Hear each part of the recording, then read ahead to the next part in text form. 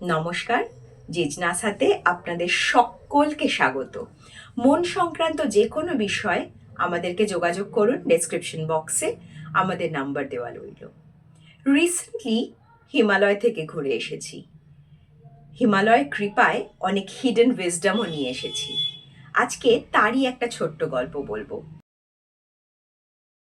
Stop কথাটার সাথে আশা করি সবাই আপনারা পরিচিত। ছোট্টবেলা থেকে এই স্টপ কথাটা শুনে শুনে কান পচে গেছে। কলেজে সাইকোলজির ক্লাসের সময় এই স্টপ কথার এক অন্যরকম মানে পেয়েছিলাম। কলেজের প্রফেসর তিনি ব্ল্যাকবোর্ডে বড় বড় করে লিখেছিলেন STOP। এই স্টপের প্রতিটি লেটারের আলাদা আলাদা গভীর ও অন্তর্নিহিত অর্থ বুঝিয়েছিলেন। সেদিনকে যদিও শুধু পরীক্ষায় পাশ করব বলে আর ভালো নাম্বার পাবো বলে মুখস্থ করে পরীক্ষা দিয়েছিলাম, কিন্তু রিসেন্টলি এর প্র্যাকটিক্যাল মানেটা খুঁজে পেয়েছি।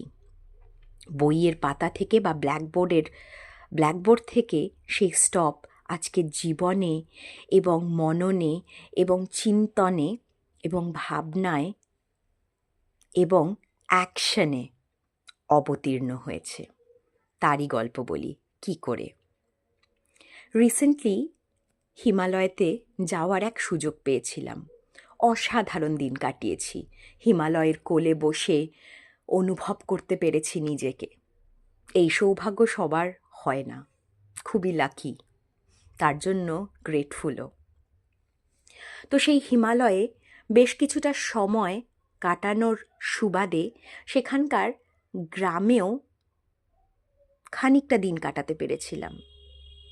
সেই সময় এক বুড়ি মাকে অনেকক্ষণ ধরে বসে বসে দেখছিলাম এবং দেখতে দেখতেই হঠাৎ করে যেন সেই ব্ল্যাকবোর্ডের স্টপ কথাটা আর এই বুড়িমার যাপনটা মিলেমিশে একাকার হয়ে গেল এবং সেই ব্ল্যাকবোর্ডের স্টপটা আজকে জীবনে, মননে, অনুভবে প্রবেশ করল গভীরে।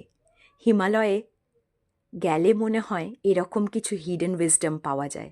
আপনাদেরও এরকম কোনো অনুভূতি থাকলে জিজ্ঞাসার সাথে শেয়ার করবেন, ভালো লাগবে।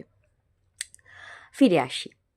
তো স্টপ কথাটা যখন পড়েছিলাম তখন স্যার শিখিয়েছিলেন S stands for stop, T stands for take a deep breath, জোরে বড় গভীর নিঃশ্বাস নাও। O observe,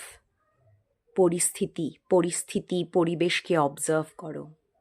R last is P means proceed, তার মানে কোনো কাজ করার আগে আগে থামো, একটি গভীর নিঃশ্বাস নাও, পরিস্থিতিকে অবজার্ভ করো, তারপরে সেই কাজটি তুমি করো, প্রসিড করো সেই কাজে।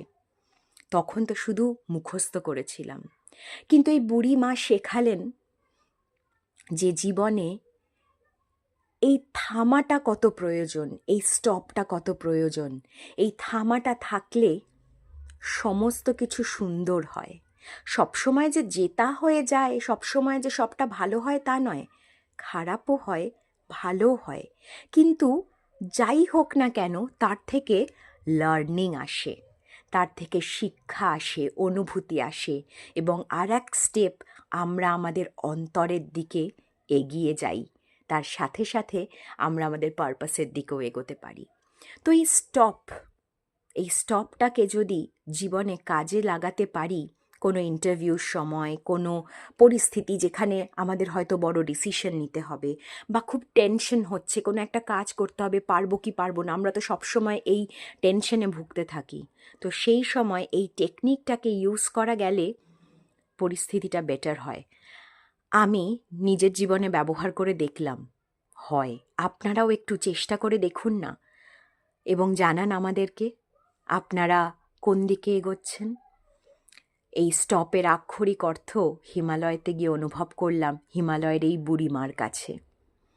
প্রত্যেকের জীবন আলাদা, কখনো কখনো না বড় বড় প্রফেসর্স বা আমরা যারা সবাই যারা শিক্ষিত, খুব হাইফাই, তাদের পাঠ বুঝতে আমাদের পৌঁছে যেতে হয় প্রকৃতির কাছে। সেই প্রকৃতির সাথে জুড়ে যেই সব মানুষগুলো আছে তারা হয়তো অনেক ডিগ্রিধারী না, কিন্তু খুব সহজেই আমাদের আসল শিক্ষা দিতে পারে। ওই বইয়ের শিক্ষা কী করে প্র্যাকটিক্যাল জীবনে আনতে হবে তার পাঠ শেখাতে পারেন।